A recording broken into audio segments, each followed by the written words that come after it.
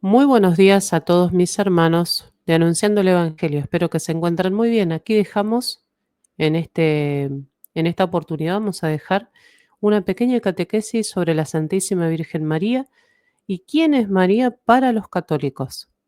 La pregunta que nos dejamos aquí debajo en el título es: ¿María es diosa o es madre para nosotros? Vamos a responder esta inquietud que tal vez a veces se nos acusa, ¿sí? O se nos dice por desconocimiento, pero la respuesta que yo voy a dar no es tanto para evangélicos, que tal vez ellos por su teología, por su concepción de la fe, em, tienen otra mirada sobre la veneración a la Virgen María, em, sino más que nada para los católicos que necesitamos siempre estar formándonos, ¿no? Siempre necesitamos profundizar en el conocimiento de nuestra fe. Y vamos a ir directamente a las fuentes que nos hablan de nuestra fe en María. Si esto es así, si se confirma que esta sospecha que viene de fuera o que incluso te puede pasar a ti si estás en un momento de crisis de fe, dudando de tu fe católica, sería bueno que puedas ir a las fuentes, ¿no? Que en primer lugar tenemos el Catecismo de la Iglesia Católica, que es el compendio de nuestra fe, ¿sí? ¿Por qué el Catecismo? Porque ahí el magisterio de la Iglesia como madre y maestra, nos enseña infaliblemente, correctamente, lo que ya está contenido en la tradición, en la Sagrada Tradición y en las Sagradas Escrituras, ¿sí? Vamos a ir al artículo 3 del Catecismo, el capítulo segundo: creo en Jesucristo, Hijo único de Dios, ¿sí?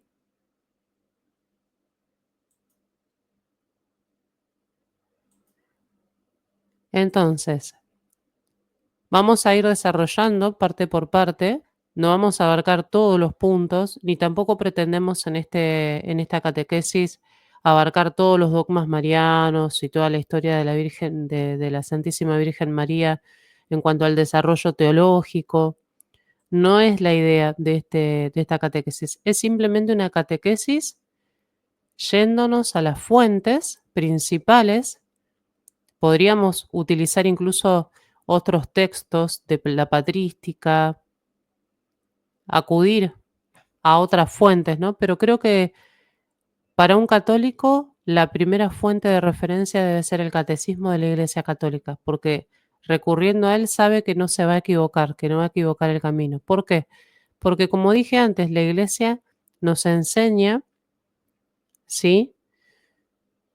Sin error. Nosotros creemos, los católicos, a través del don de la fe, creemos que el magisterio tiene la asistencia divina, ¿sí? Y que el Señor no va a permitir que se nos enseñe error. Por lo tanto, vamos a ir entonces, como les dije antes, a profundizar en lo que nos dice el catecismo. Pues, sin más preámbulos, ahora sí, vamos directamente, voy a poner en pantalla, Catecismo de la Iglesia Católica, primera parte, la profesión de la fe. Segunda sección, la profesión de la fe cristiana, capítulo segundo: creo en Jesucristo, Hijo único de Dios. Fíjense que el credo apostólico dice: Jesucristo fue concebido por obra y gracia del Espíritu Santo y nació de Santa María Virgen. Nació de Santa María Virgen. Vamos a introducirnos en este punto.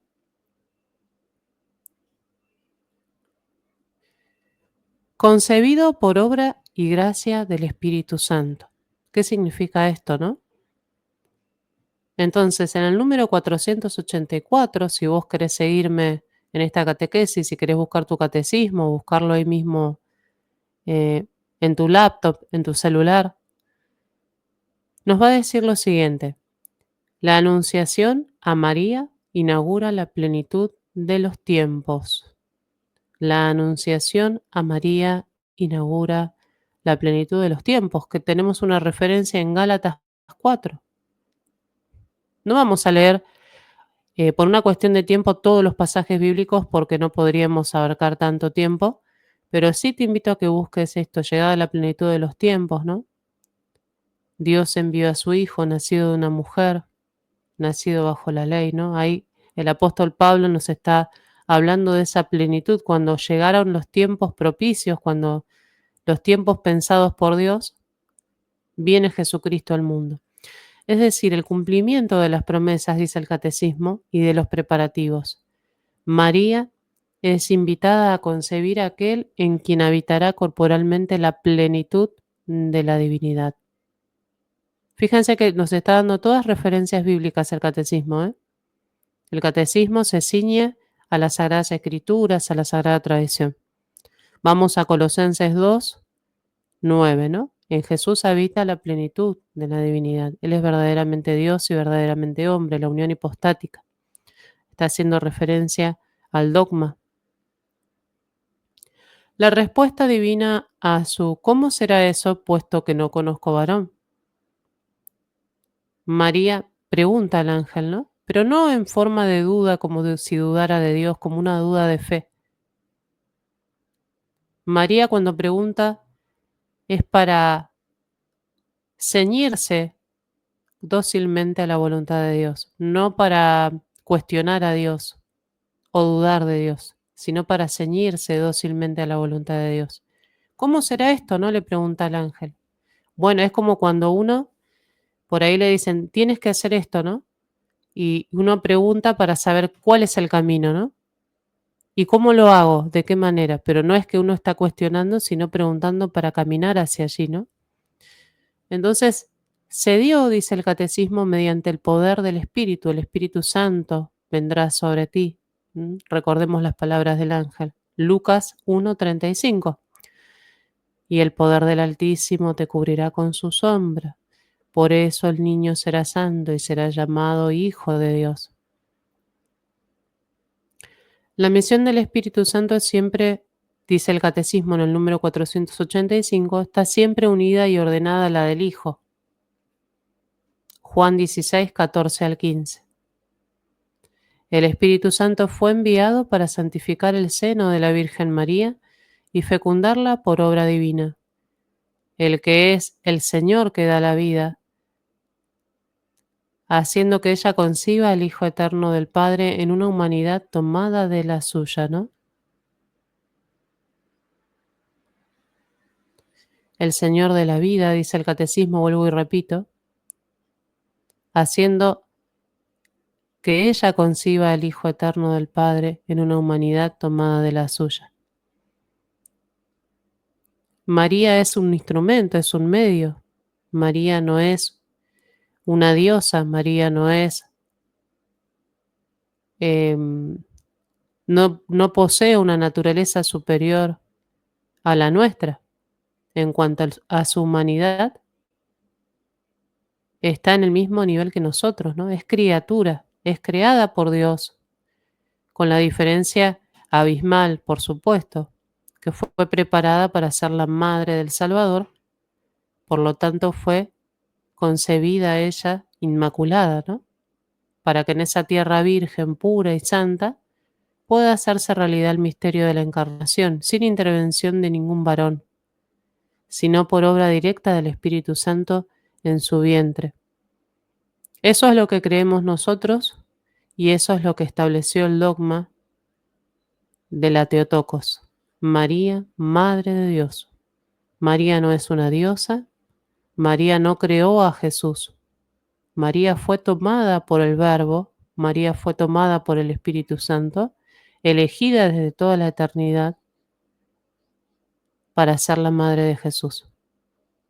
Fíjense, estamos hablando del eterno, del inmutable, del Dios con nosotros. Él iba a elegir cualquier tipo de mujer, él iba a elegir cualquier tipo de tierra para venir al mundo. Son reflexiones que yo dejo aquí en esta catequesis para que las reflexionemos, las oremos, sin sesgos, ¿no? Sino que tratando de ser objetivos con el mensaje, con lo que se quiere enseñar. El Hijo único del Padre, al ser concebido como hombre en el seno de la Virgen María, es Cristo, es decir, el ungido por el Espíritu Santo.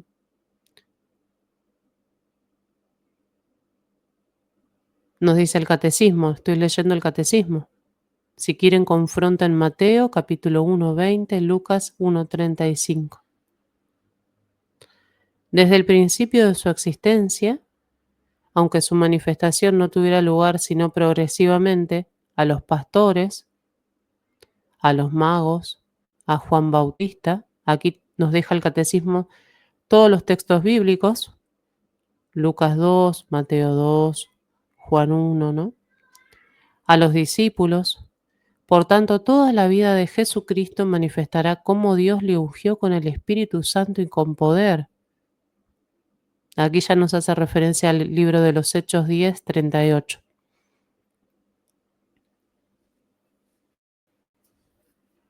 Bueno, hasta aquí dijimos los números que tienen relación con esta afirmación del credo, concebido por obra y gracia del Espíritu Santo.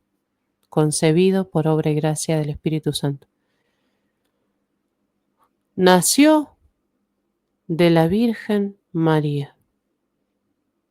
Nació de la Virgen María. Jesucristo, nuestro Señor, podría haber elegido, tal vez, nos podemos preguntar, ¿podría haber elegido otro medio para venir al mundo?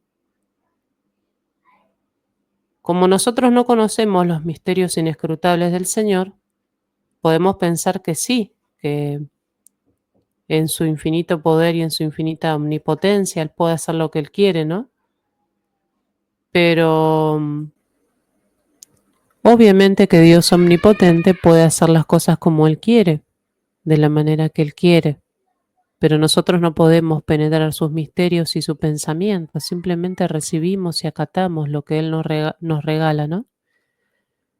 Y en ese plan de salvación, Dios pensó en María. Dios pensó en María como la tierra virgen, como la tierra fecunda, la tierra pura, ¿no? Inmaculada, en donde se iba a encarnar su Hijo amado, el Verbo eterno del Padre.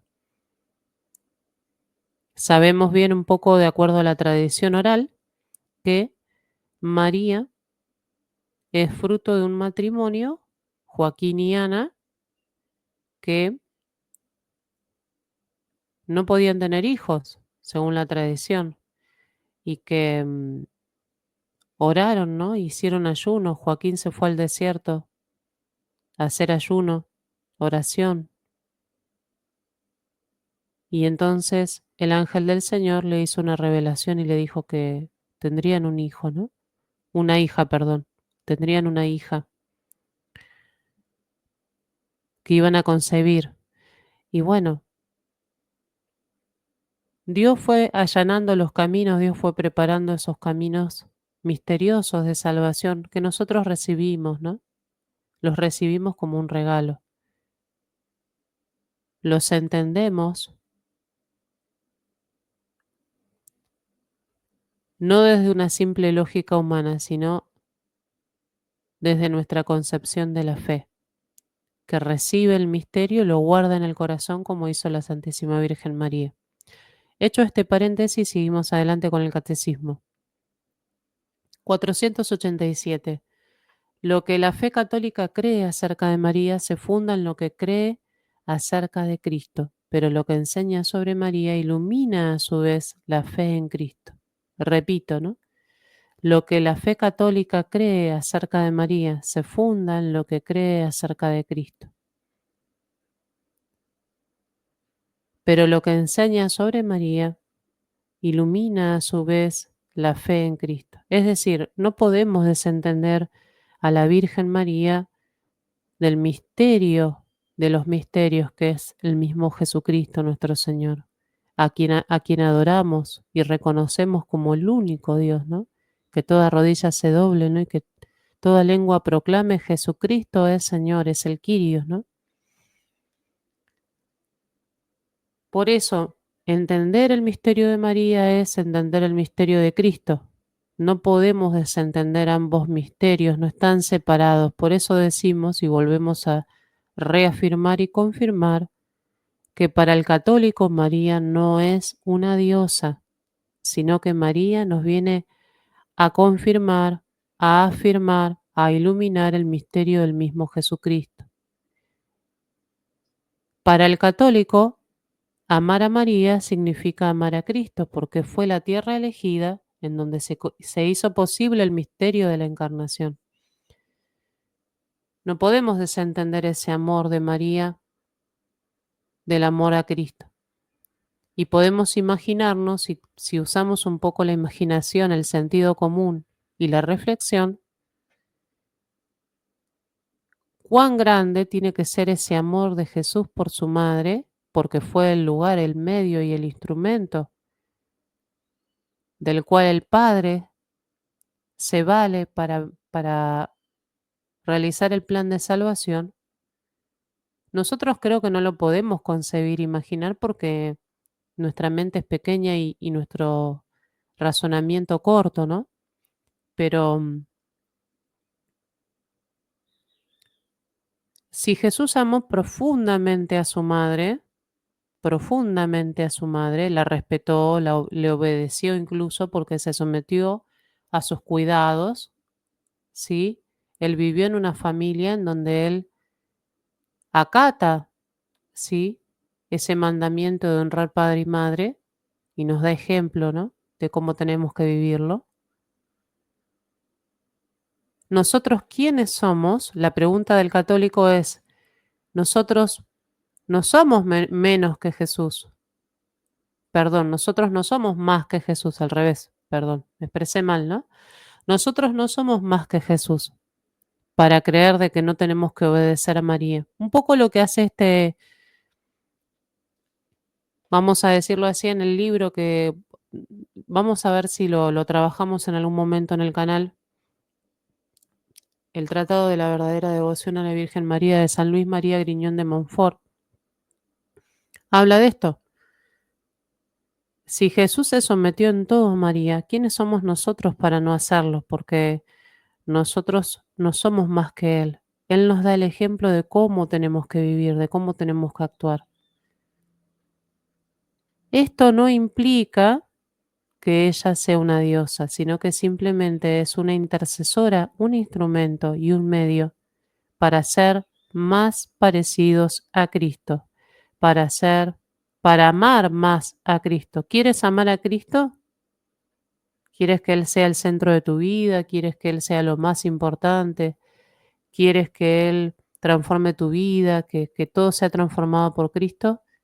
En la medida que más ames a la Virgen María, aunque parezca paradójico, aunque parezca contradictorio, el amor no es lo mismo que la idolatría. No podemos poner en igualdad de condición el amor verdadero, la veneración verdadera, la reverencia verdadera que le debemos a la Madre de Dios por ser quien es, con la idolatría. La idolatría lo que busca justamente es poner a un objeto, una imagen, no necesariamente física, ¿sí?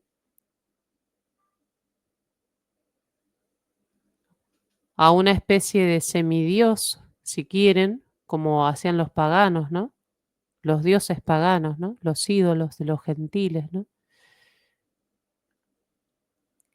Bueno, a eso se lo quiere poner en el lugar de Dios, como si fuera Dios. Ahí está el tema de la idolatría. Entonces tenemos que entender, las concepciones son totalmente distintas. Incluso hay una catequesis muy bonita de Monseñor Munilla que dice que eh, podemos incluso ponernos a nosotros mismos, ¿no? Bueno, habla de las distintas formas de idolatría, ¿no? Que no necesariamente tienen que ver con imágenes de yeso ni imágenes em, de plata y oro, como dicen los salmos, como dice la palabra de Dios. La idolatría actual, si tenemos que mirar hoy en día cómo se practica esta idolatría, tiene otras formas de práctica, ¿no? Un día vamos a ver si hacemos una catequesis con respecto a ese tema, ¿no? Pero si reducimos solamente a un tema de imagen física, estamos reduciendo el tema a una cuestión muy, muy superficial y no lo estamos entendiendo. Entonces, tenemos que hacer una diferencia entre un amor reverencial, un amor profundo, que también lo podemos manifestar hacia las personas que nos llevan a Dios, que nos llevan a Dios, que son medios, que son intercesores.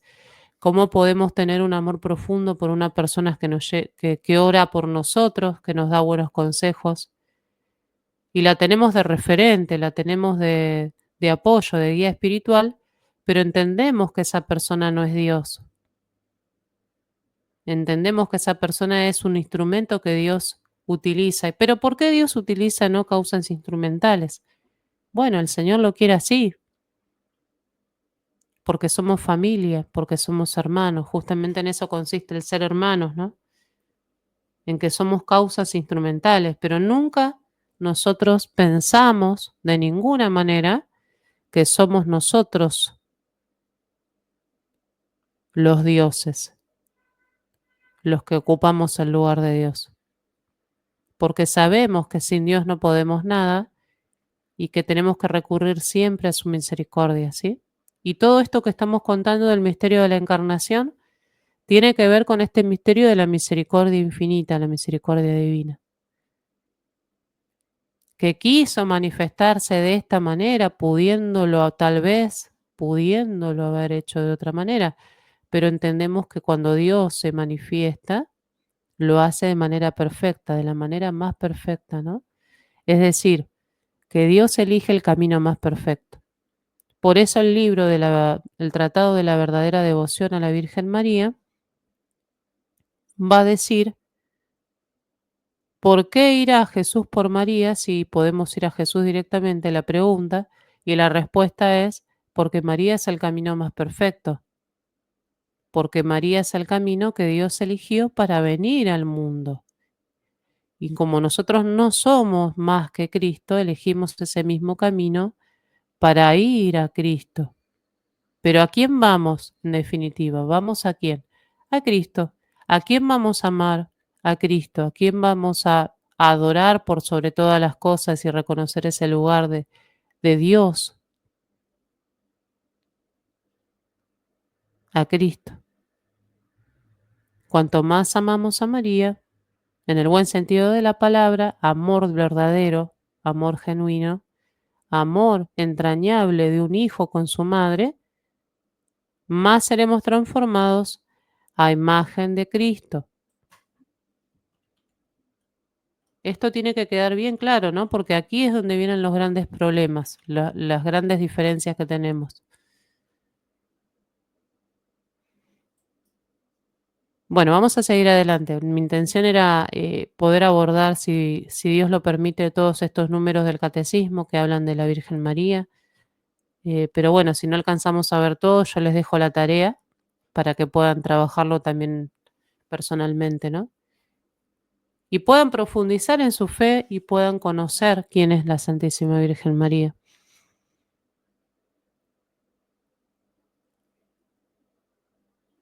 La predestinación de María, ¿no? Nos va a decir el Catecismo de la Iglesia Católica.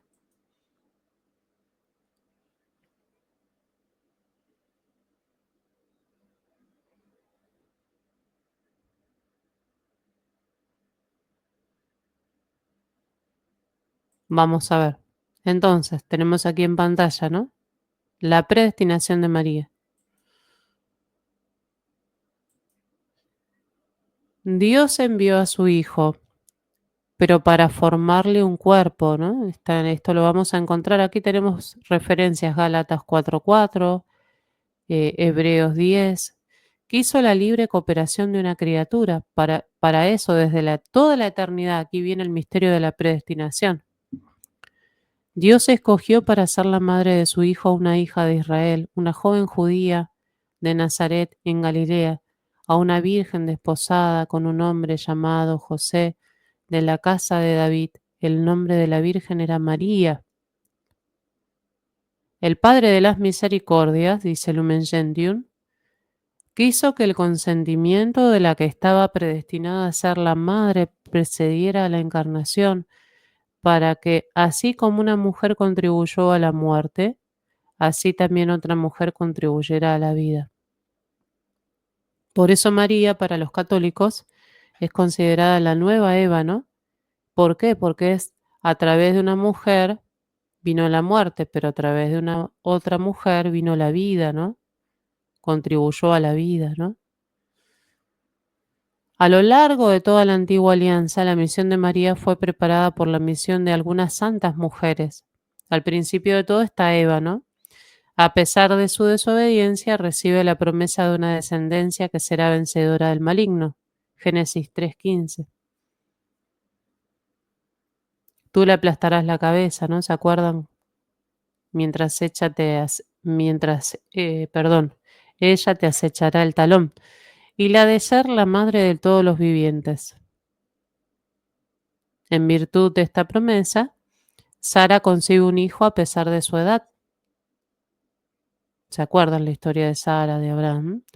Contra toda expectativa humana, Dios escoge lo que era tenido por impotente y débil, para mostrar la fidelidad a su promesa. Ana, la madre de Samuel, Débora, vamos a ir haciendo un recorrido, haciendo un recorrido bíblico, ¿no? De las santas mujeres que aparecen en el Antiguo Testamento.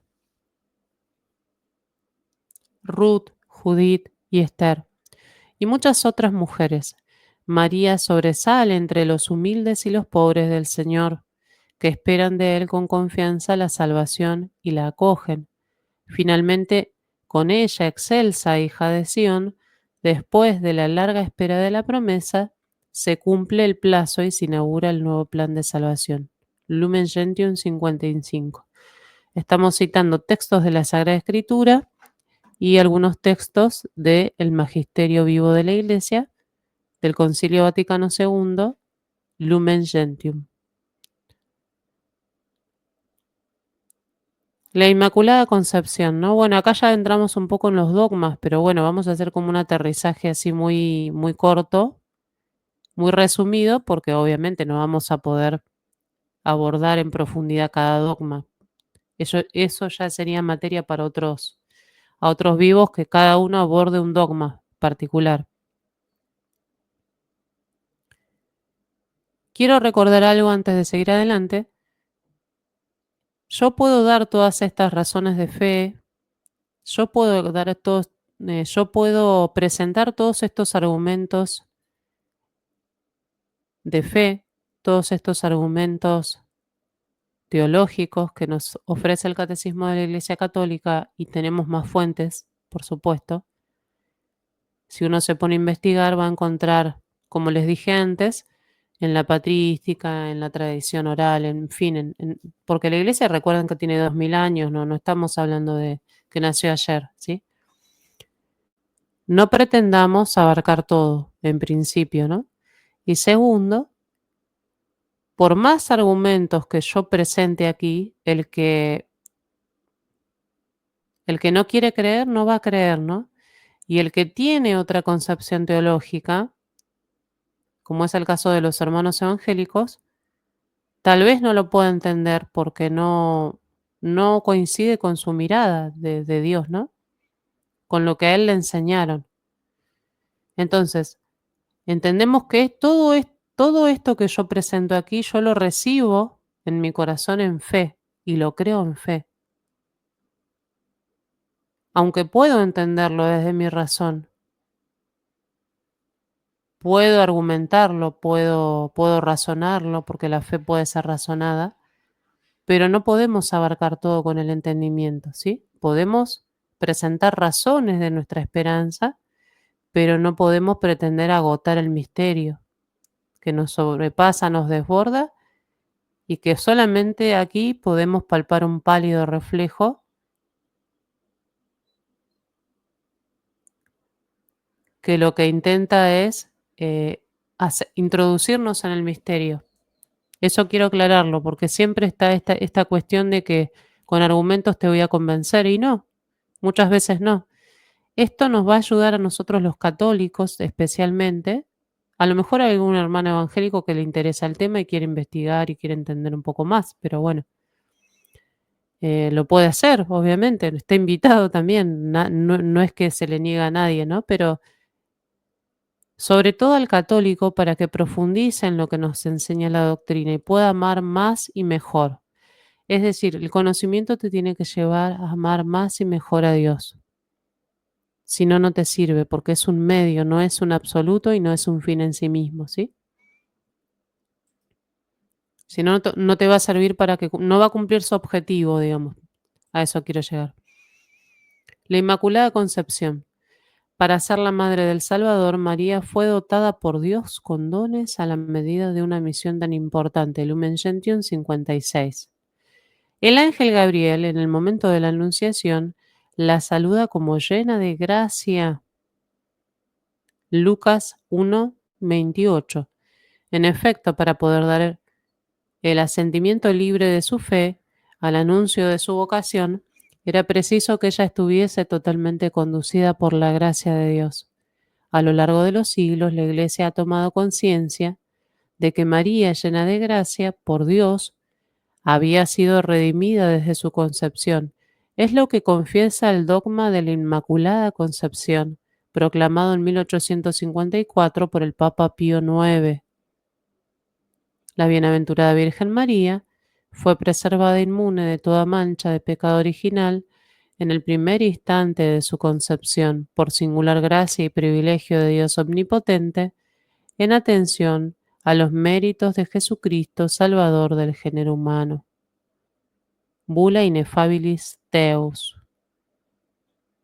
Esta resplandeciente santidad del todo singular, de la que ella fue enriquecida desde el primer instante de su concepción, le viene toda entera de Cristo. ¿Vieron cómo todo el misterio mariano nos remite siempre a Cristo? Siempre nos remite a Cristo, porque todo viene de Él. Ella es redimida de la manera más sublime en atención a los méritos de su Hijo. El Padre la ha bendecido con toda clase de bendiciones espirituales en los cielos, en Cristo. Efesios 1:3. Más que a ninguna otra persona creada. Él la ha elegido en Él antes de la creación del mundo para ser santa e inmaculada en su presencia en el amor. Ahí viene el tema de la predestinación, ¿no? El misterio de la predestinación de María, ¿no? Los padres de la tradición oriental llaman a la Madre de Dios la Toda Santa. La celebran como inmune de toda mancha de pecado y como plasmada y hecha una nueva criatura por el Espíritu Santo. Por la gracia de Dios, María ha permanecido pura de todo pecado personal a lo largo de toda su vida. Aquí tenemos la Inmaculada Concepción, sin entrar en profundizar en todos los detalles del dogma. Tenemos que decir en primer lugar, esto es una cuestión también de fe, ¿no? Nosotros creemos por el don de la fe de que María es concebida sin pecado original. Ahora, nosotros tenemos razones para creer en esto, tenemos, como dice el apóstol Pedro, dad razones de vuestra esperanza, ¿no? Por supuesto que tenemos razón. Siempre hay razones, ¿no? Siempre hay razones. Y estas son las que nos presenta el catecismo, las que nos presenta la tradición y las Sagradas Escrituras. Recordemos que el catecismo va a iluminar lo que está en las Sagradas Escrituras, por eso lo que va a primar aquí siempre va a ser las Sagradas Escrituras, va a tener el lugar preponderante, ¿no? El magisterio también va a iluminar. Lumen Gentium, por ejemplo, María fue dotada por Dios con dones a la medida de una misión tan importante, ¿no? Y acá va a hablar ya de las Sagradas Escrituras. El ángel Gabriel, en el momento de la Anunciación, ¿cómo la saluda, no? Como la llena de gracia.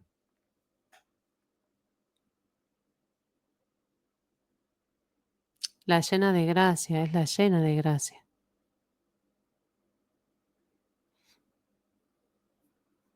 Está llena de gracia. Llena, ¿no? Colmada. Es como el vaso lleno, lleno, ¿no? Hasta el colmo de el derroche de la misericordia de Dios en ella. Nosotros podríamos decir de nosotros mismos que estamos llenos de gracia, llenos, colmados de gracia. Sabemos que no, porque tenemos una herida, ¿no? Una herida que es la herida del pecado, una tendencia, una naturaleza herida, una inclinación a las cosas bajas, como dice San Ignacio de Loyola, que ayer tuvimos su fiesta, ¿no? Tanto que lo queremos en este canal a San Ignacio y lo recordamos. Ayer no pude hacer algo especial, pero lo tengo siempre presente, ¿no? En el corazón y realmente es un gran santo, ¿no? Y bueno, como dice el catecismo, ¿no? En ese desarrollo teológico de esta comprensión, ¿qué significa esto de que María es llena de gracia? La Iglesia fue entendiendo a lo largo de los siglos, por eso todo tiene que ver con un desarrollo teológico. María fue comprendiendo, iluminada y guiada por el Espíritu Santo, la Iglesia, perdón, fue comprendiendo que este estar llena de gracia implicaba haber sido concebida en su concepción. Entonces, María fue redimida, dice el catecismo, para los que piensan. Para los que creen equivocadamente de que pensamos de que María no necesitó la salvación de Cristo, aquí tenemos la respuesta. María antes de su concepción. Pero ¿cómo? A ver, podrían preguntar si eso ocurrió después, el misterio de la cruz. Pero recordemos que el misterio divino, el misterio de la salvación, atraviesa el tiempo y la eternidad. Y esos méritos de Jesucristo pueden ser aplicados a la Santísima Virgen María en el momento de su concepción, en virtud también de que ella iba a participar de una forma extraordinaria de ese plan de salvación sin instrumento para que Cristo venga. Por eso el dogma proclama esto, ¿no? María fue preservada inmune de toda mancha en el primer instante de su concepción, por singular gracia, es una gracia singular, no todos recibimos esta gracia. Solo la Santísima Virgen María, en atención, dice, a los méritos de Jesucristo Salvador del género humano. Pero recordemos que fue una gracia singular porque María era la tierra virgen, pura, inmaculada, en donde tenía que ser gestado el Verbo eterno. Ya tenía que estar preparado desde antes el terreno, como quien dice, ¿no?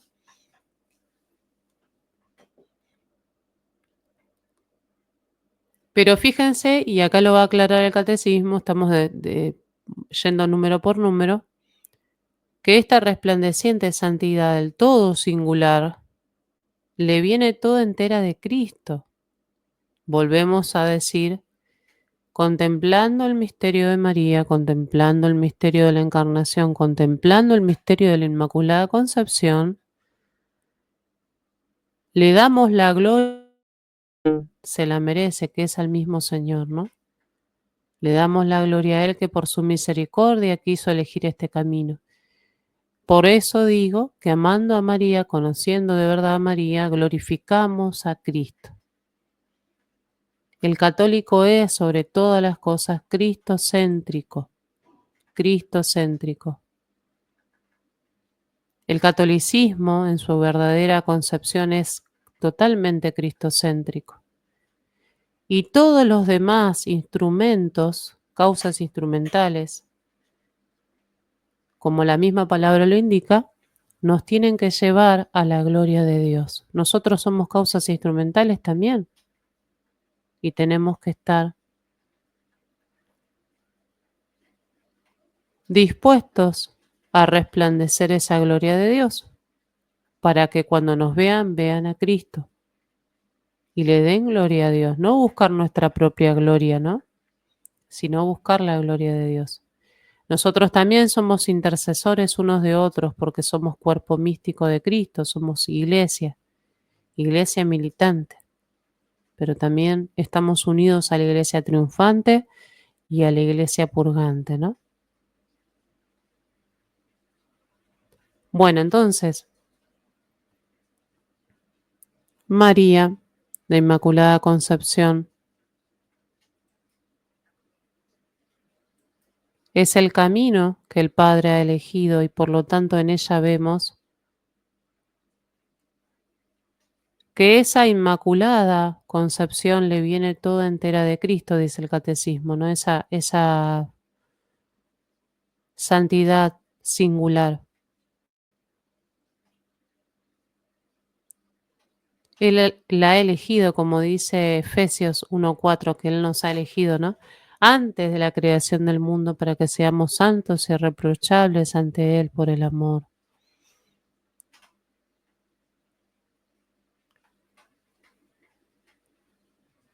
Hágase en mí según tu palabra, le dice María al ángel.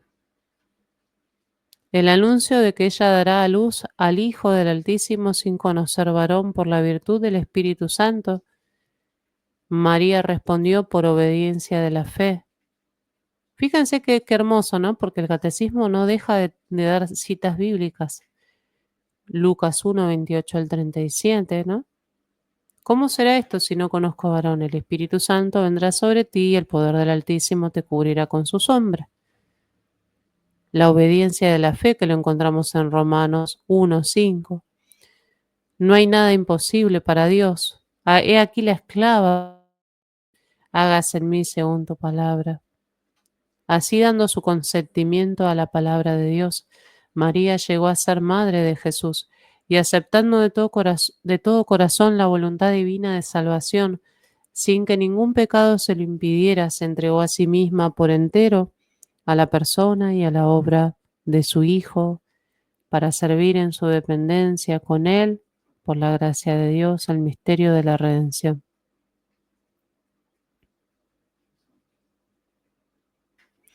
Ella, en efecto, como dice San Ireneo de Lyon, por su obediencia fue causa de la salvación propia y la de todo género humano. Por eso no pocos padres antiguos en su predicación coincidieron con él en afirmar el nudo de la desobediencia de Eva lo desató la obediencia de María. Lo que ató la Virgen Eva por su falta de fe lo desató la Virgen María por su fe.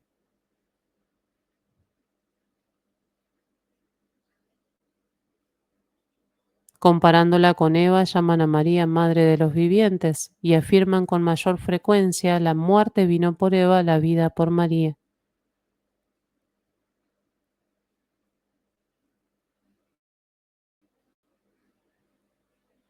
Fíjense, estamos hablando de los padres de la iglesia, ¿no? Que ya nos da el nudo de la desobediencia de Eva, lo desató. Los evangelios, la madre de Jesús.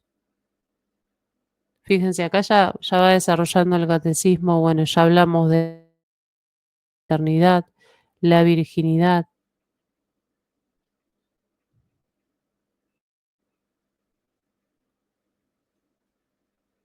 ¿sí? Bueno, después nos faltaría el dogma de María Asunta a los cielos, pero bueno, como les dije antes, no es nuestra intención de hoy hacer una catequesis completa de los dogmas, ¿no?, marianos, sino simplemente desarrollar un poco el papel de María para los católicos y por qué ella no es una diosa, sino que es madre para nosotros. Es madre. María es mi madre.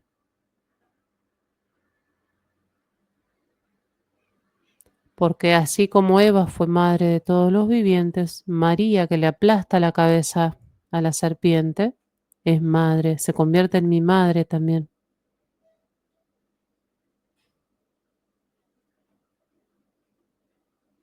Llamada en los evangelios la madre de Jesús, Juan 2, 1, 19, 25, Mateo 13, 55, y bueno, hay muchos textos. María es aclamada bajo el impulso del Espíritu como la madre de mi Señor, desde antes del nacimiento de su Hijo.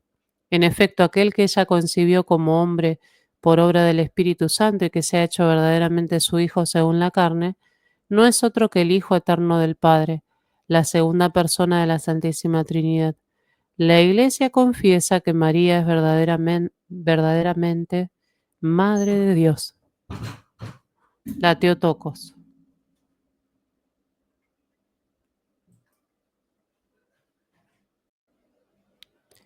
Esta es la proclamación del Concilio de Éfeso.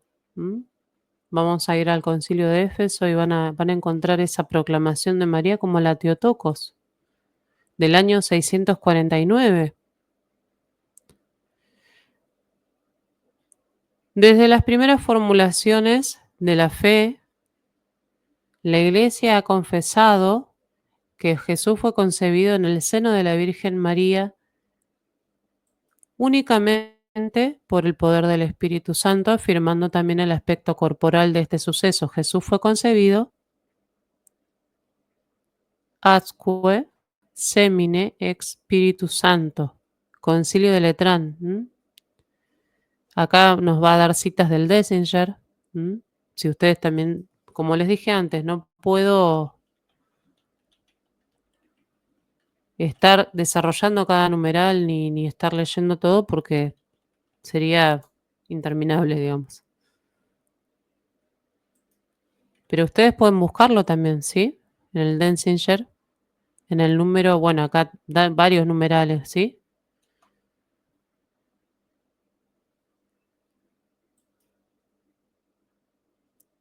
Vamos a ver si leemos algunos nada más, porque no nos va a dar el tiempo. Aquí lo estoy buscando, pero mientras tanto vamos a seguir con el catecismo, ¿sí? Entonces,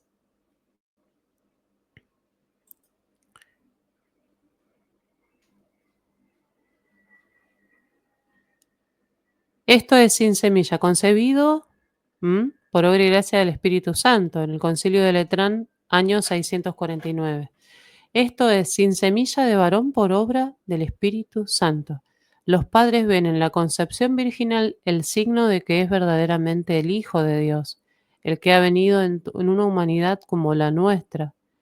Así San Ignacio de Antioquía, del siglo II, va a decir: estáis firmemente convencidos acerca de que nuestro Señor es verdaderamente de la raza de David, según la carne, Hijo de Dios según la voluntad y el poder de Dios, nacido verdaderamente de una virgen, fue verdaderamente clavado por nosotros en su carne bajo Poncio Pilato, padeció verdaderamente como también resucitó verdaderamente.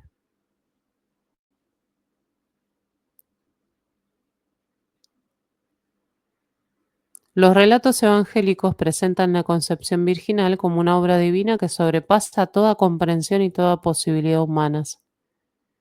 Lo concebido en ella viene del Espíritu Santo, dice el ángel a José a propósito de María, su desposada.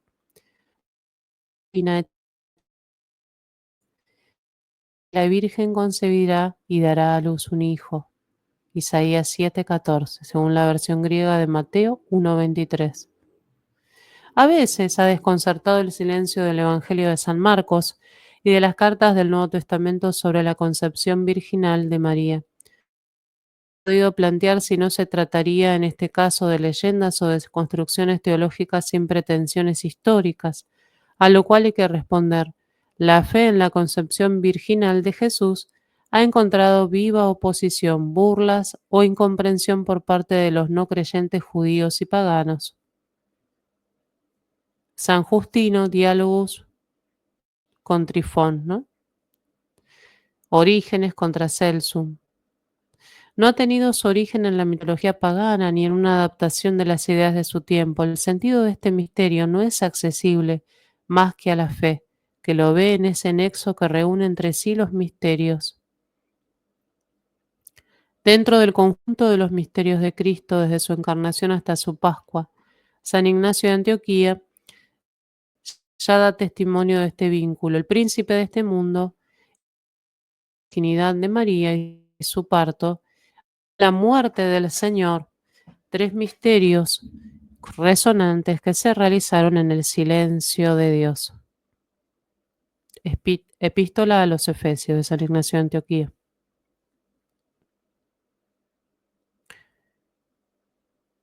Bueno, hermanos queridos, yo no sé si hasta aquí estamos bien con el tiempo y con la cantidad de información que recibimos. Podríamos profundizar mucho más.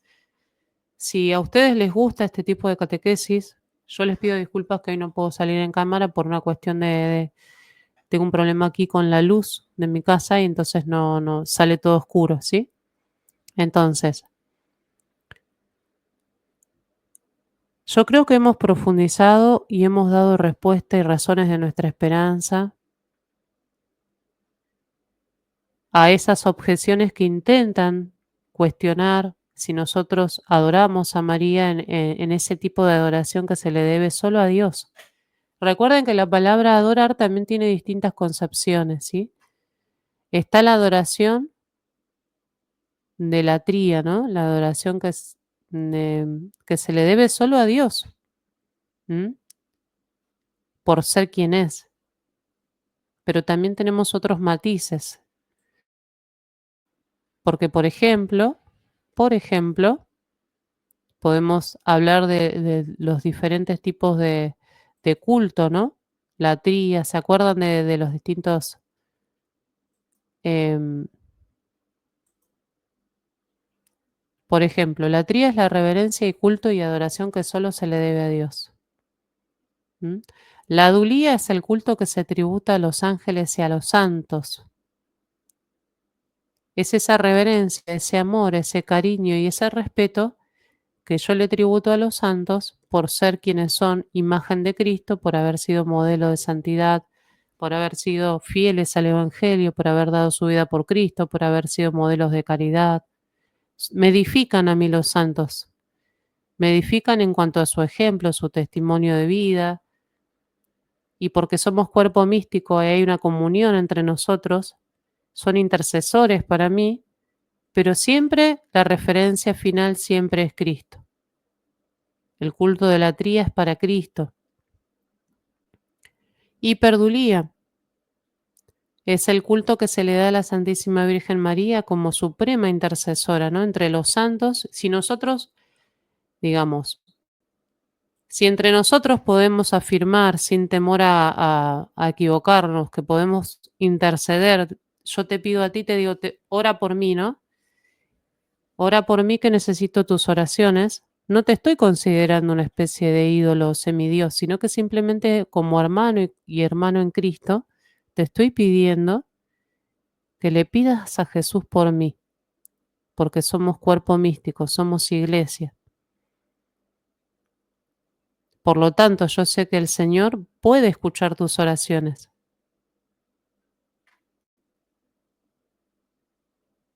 porque nosotros nos salvamos en comunidad, nos salvamos en esa dimensión de hermandad, ¿no? Bueno, por lo tanto, la hiperdulía es ese culto que se le da a la Santísima Virgen como suprema intercesora. ¿Y cómo no va a ser la suprema intercesora? Ustedes me pueden decir, no, pero es una más, ¿no? Pero a ver, por favor, usemos el sentido común. Fue la tierra inmaculada en donde se hizo posible el misterio de la encarnación, donde Dios quiso quedarse. Merece una reverencia particular, así como la habrán tenido seguramente por sentido común los apóstoles, el amor que le habrán tenido a la Santísima Virgen María por ser la madre del Señor. Y así fue cuando le dijo, madre, ahí tienes a tu hijo, ¿no? Y en ese momento María vivió con Juan, ¿no? Al cuidado de Juan. El amor, ¿no? Y las conversaciones que habrán tenido en esa intimidad, que no quedaron testimonios escritos, pero lo podemos imaginar por sentido común, ¿no? Y por el sentido que nos da la fe también. Protodulía, culto a San José como padre adoptivo de Jesús. A ver, San José tiene un lugar especial entre los santos por ser el padre adoptivo de Cristo, ¿no? Por ser quien cuidó a Cristo, no es cualquiera. No podemos decir que tiene un lugar como cualquier otro. Por eso su modo de vida, su ejemplo de vida, sus virtudes, son edificantes para nosotros y son un modelo a seguir. Vuelvo y repito, ¿no? Siempre llevándonos a Cristo, siempre que nos lleva a Cristo. nos lleva a Cristo. ¿Mm? Esa es la verdadera concepción católica. Otro tipo de ideas no son católicas. Que puede suceder y puede suceder por ignorancia, por desconocimiento, por lo que quieras, pero no es lo que cree la Iglesia, ¿sí? Incluso hay devociones que se fomentan que no son católicas, que no son ni siquiera aprobadas por la Iglesia, ¿sí? Eso también lo tenemos que conocer.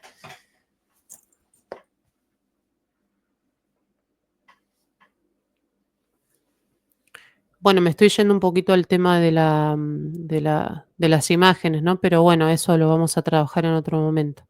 Venerar es respetar en sumo grado, dar culto a nuestra Santa Madre, ¿no? A los santos y a las cosas consagradas a Dios. Veneración, admiración, respeto, honor, culto, no es adoración sino reverencia, ¿sí?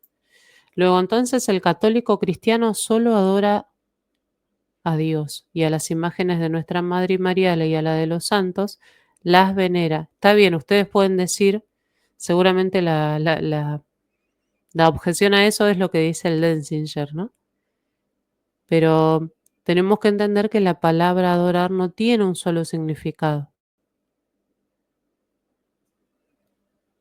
sino que hace referencia también a, a ese culto de reverencia, de veneración, de amor y de respeto por las cosas sagradas.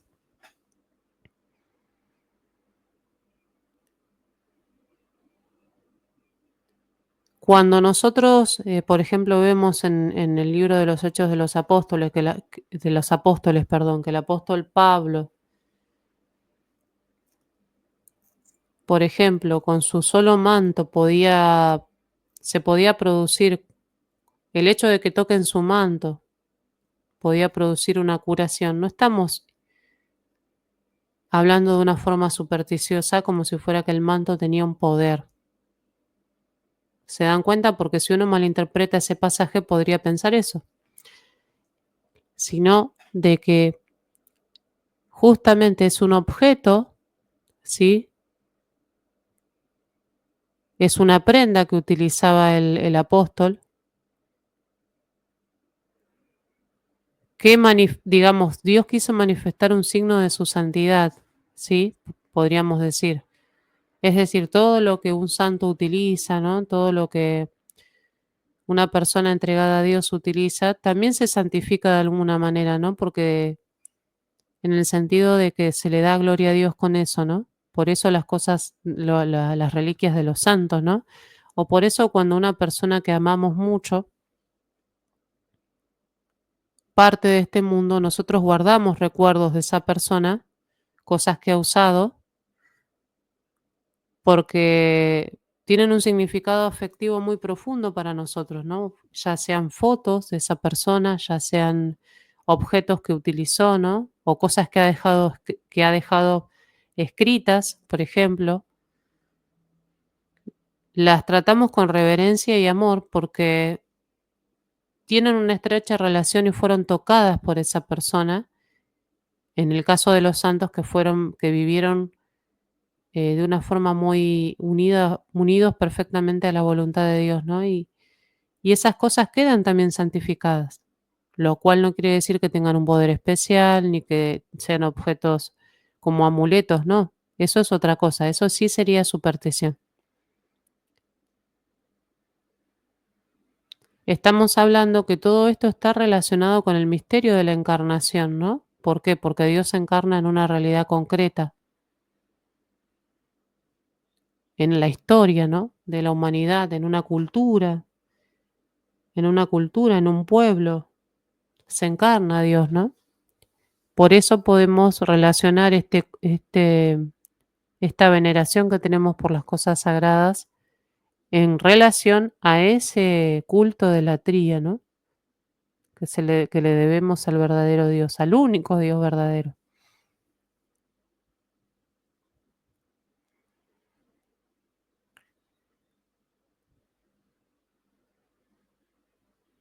Pero bueno, otro día vamos a hablar de adivinación, de magia, de superstición. Si les parece, otro día hacemos uno dedicado solo a eso, para no meternos ahora en un tema que no tiene relación tan directa.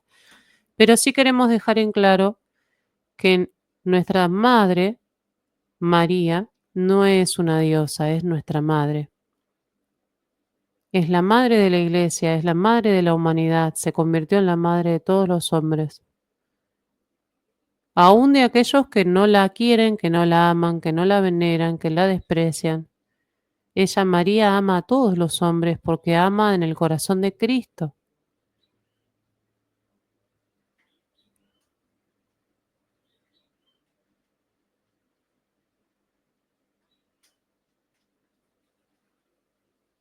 La mirada de la fe unida al conjunto de la revelación, dice el Catecismo en el 502, puede descubrir las razones misteriosas. Fíjense, la mirada de la fe, todo esto lo creemos por fe, unida al conjunto de la revelación, puede descubrir las razones misteriosas por las que Dios en su designio salvífico quiso que su Hijo naciera de una mujer.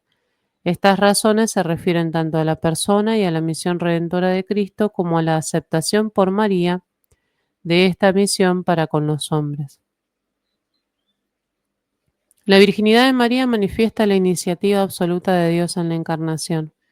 Jesús no tiene como padre más que a Dios. La naturaleza humana que asumió no lo ha alejado jamás de su Padre. Uno y el mismo es el Hijo de Dios y del hombre, por naturaleza, Hijo del Padre según la divinidad, por naturaleza, Hijo de la Madre según la humanidad, pero propiamente Hijo del Padre en sus dos naturalezas. Concilio, ¿no? del Friul, año 769, lo podemos encontrar de Singer 619.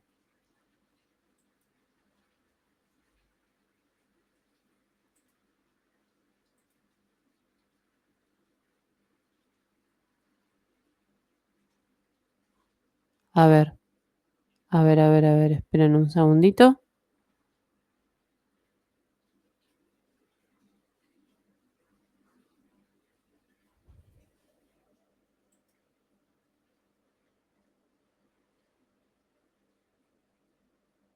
Bueno, ya para ir cerrando esta catequesis del día de hoy, queridos hermanos, no llegamos a ver la segunda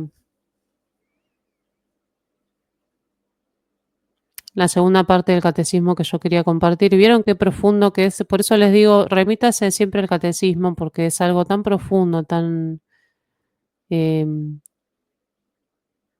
pueden tomar de ahí para poder recurrir después a otros textos. Ustedes pueden ir directamente a las Sagradas Escrituras, pueden ir a los padres de la iglesia, a los concilios, y ahí tienen todas las fuentes, ¿no?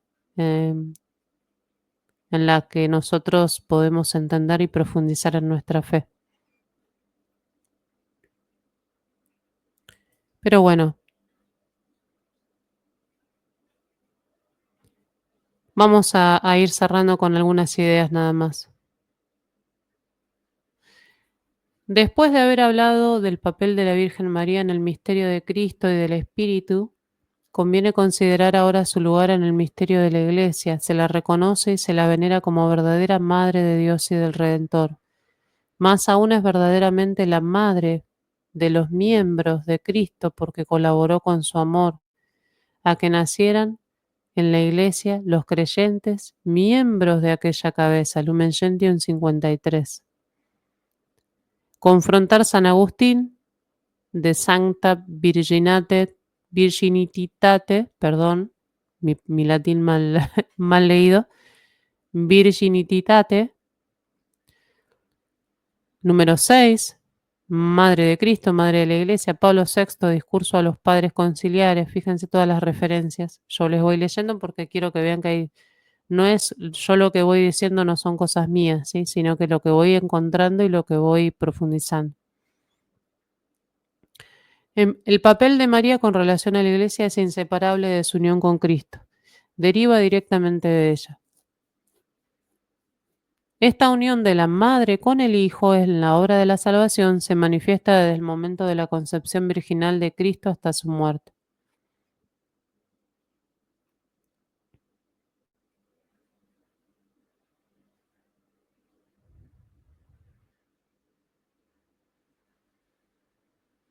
Bueno, voy a cerrar con esto, ¿no? El Lumen Gentium. Bueno, acá hay varios textos, ¿no? De la Sagrada Escritura y demás, pero acá dice, la bienaventurada Virgen María, o Virgen, en el 964 del Catecismo, avanzó en la peregrinación de la fe y mantuvo fielmente la unión con su Hijo hasta la cruz. Allí, por voluntad de Dios, estuvo de pie, sufrió intensamente con su Hijo y se unió a su sacrificio con corazón de madre, que llena de amor, daba amorosamente su consentimiento a la inmolación de su Hijo como víctima que ella había engendrado. Finalmente, Jesucristo, agonizando en la cruz, la dio como madre al discípulo con estas palabras: Mujer, ahí tienes a tu Hijo. Después de la ascensión de su Hijo, María estuvo presente en los comienzos de la Iglesia en sus oraciones, Lumen Gentium 69. Reunida con los apóstoles y algunas mujeres, María pedía en sus oraciones el don del Espíritu que en la Anunciación la había cubierto con su sombra.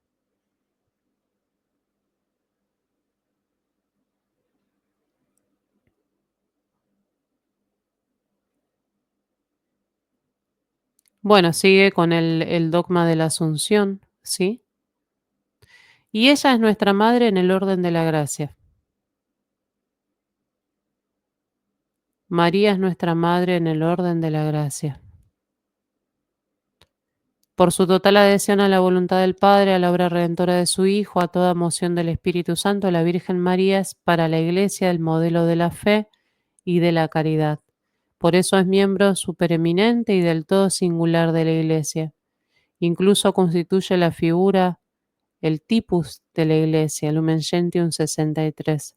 Pero su papel con relación a la Iglesia y a toda la humanidad va aún muy lejos. Colaboró de manera totalmente singular a la obra del Salvador por su obediencia, su fe, esperanza y ardiente amor, para restablecer la vida sobrenatural de todos los hombres o de los hombres. Por esta razón es nuestra Madre en el orden de la gracia. ¿Qué significa esto? Dice en el 969.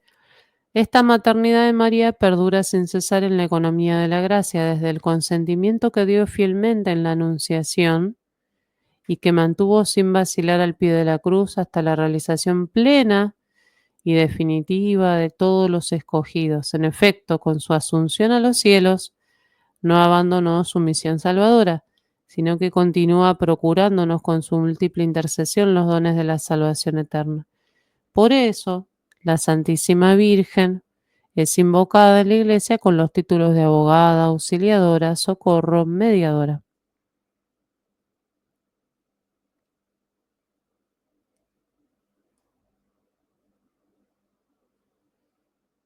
María se convirtió en madre de la humanidad, pero además sigue siéndolo. No fue solamente en ese momento que estuvo en este mundo, ahí empezó su misión, ¿sí? Comienza. Dios le va revelando gradualmente, ¿no?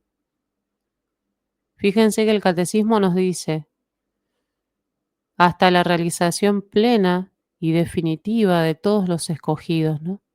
Plena y definitiva de todos los escogidos, que estamos en camino a que eso se realice, ese designio de salvación en plenitud. Estamos en ese proceso, ¿no? Hasta la parucía. Y bueno, eso es lo que tenemos que entender.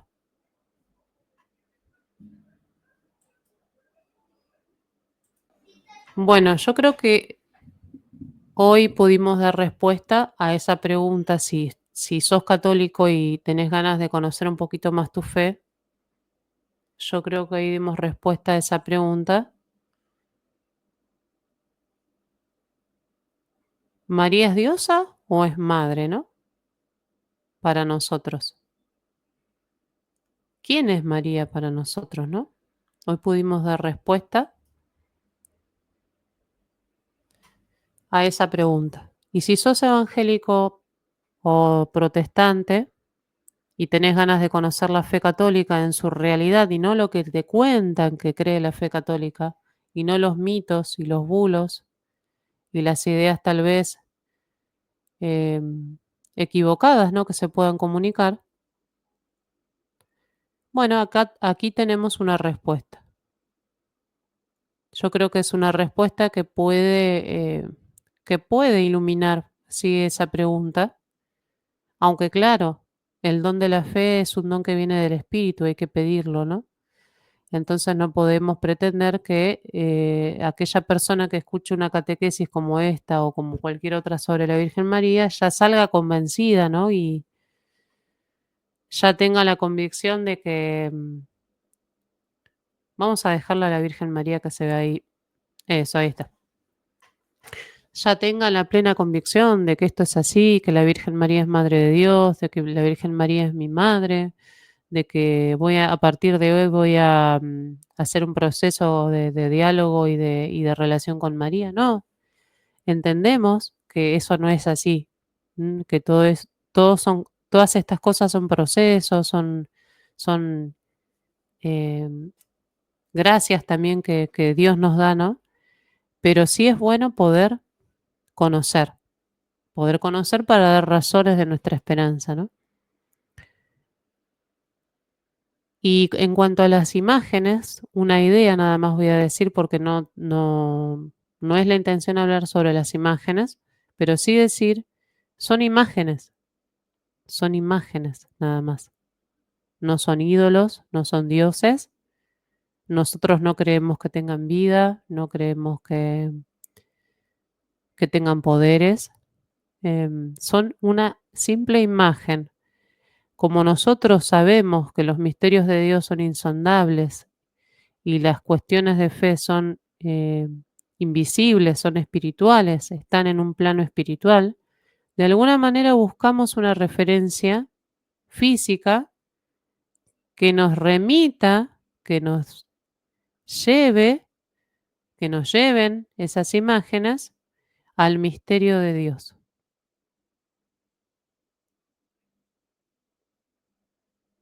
Cuando yo contemplo una imagen, por ejemplo, de Cristo, voy a hablar de Cristo, esa imagen, yo ya sé que no es Cristo, yo ya sé que ahí no está Cristo en su humanidad, ¿sí? Pero me refiere a Cristo. Contemplando esa imagen puedo disponerme a la oración y puedo pensar en Cristo, puedo alabar a Cristo, puedo orarle al Padre que está en los cielos, puedo darle gracias por su Hijo, ¿no? Contemplando una imagen de la Virgen María, puedo darle gracias a Dios por el misterio de la encarnación, por haberme dado una madre. Puedo pedirle a ella,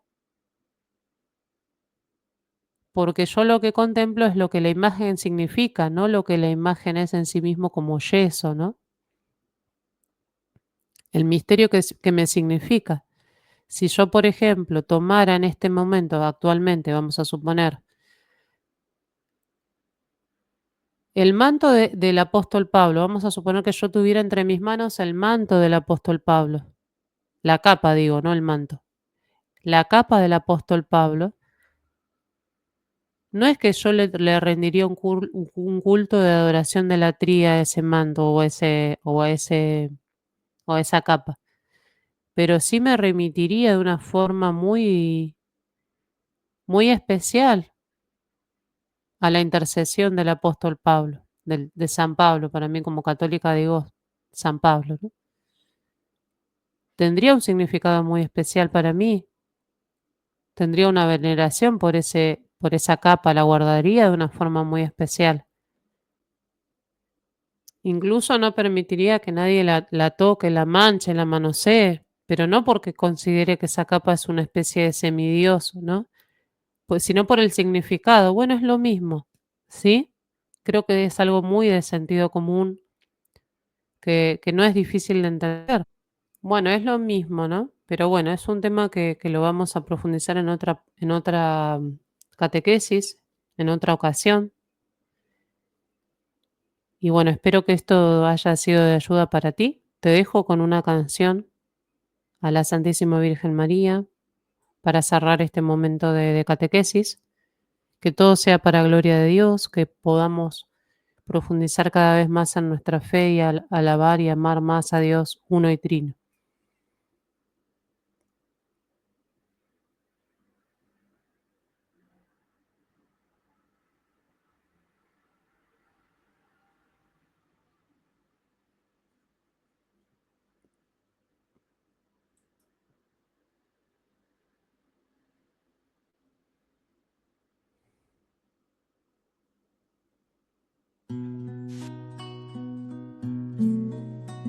María, templo de Dios, tu vientre fue morada, donde se hizo carne la voz, y con tu actuar fue proclamada.